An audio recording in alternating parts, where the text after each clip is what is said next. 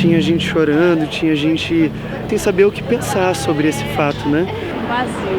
Eu me senti muito triste, cara. Matou a nossa alma também, como mata todos os dias. A gente sabe que o discurso converte em ação e a ação converte em morte quando o discurso é de ódio. Podia ser um amigo nosso, podia ser na balada aqui na Augusta.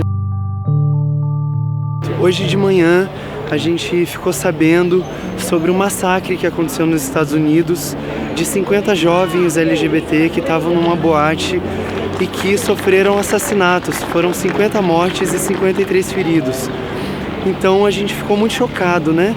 E logo de pronto a gente quis organizar uma resistência, uma solidariedade. Foram 50 mortes! Foram 50 mortes! De milhões de vidas! De milhões de vidas! Eu acho que até o Donald Trump vai usar isso, infelizmente, mas a gente tem que perceber que o problema não é o religioso islâmico, não é o religioso cristão, não é o crente, o evangélico, o uso político que se faz da religião. Não tem nada a ver com fé. As piadinhas que a gente ouve na escola, em casa, as piadas que a família faz no final do ano, a gente fica preso dentro de um armário e quando sai, encontra esse mundo de agressões, né? Então essa cultura de criminalizar através do discurso parece que dá alguma autoridade para que essas pessoas nos violentem, né? Ele não é um monstro que surgiu do nada, assim, ele foi fruto do sistema que forma pessoas preconceituosas. Então a gente não tem que praticar o discurso do ódio. Determinadas piadas, determinadas coisas não é engraçado, é essa cultura que a gente está passando pra frente e que gera esses atos, né? As gays, as bi, as velhas sapatão, tão tudo organizada pra fazer revolução.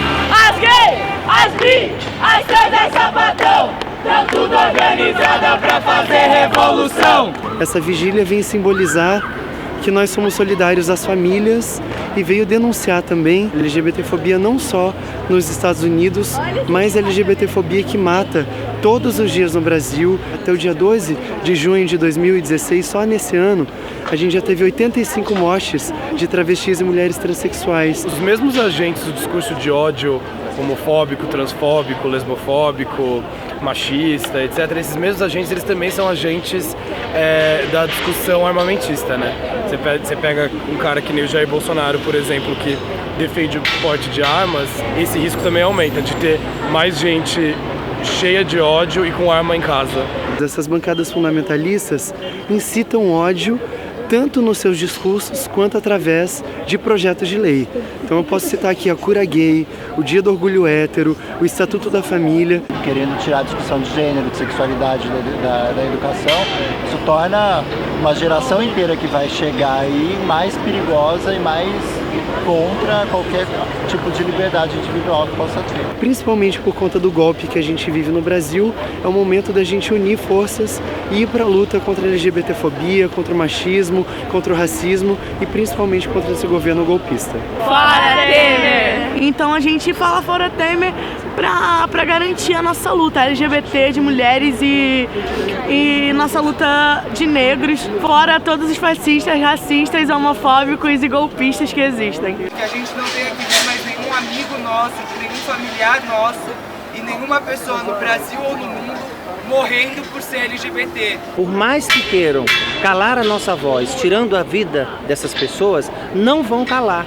Porque nós somos pessoas que queremos realmente viver em uma sociedade que as diferenças sejam respeitadas. E elas não vão ser respeitadas se a gente não for para a luta. Então a mensagem aqui nossa hoje é de luta, todos os dias. Eu vejo homem, vejo mulher, tenho o direito de beijar quem eu quiser. Eu vejo homem, vejo mulher, tenho o direito de beijar quem eu quiser.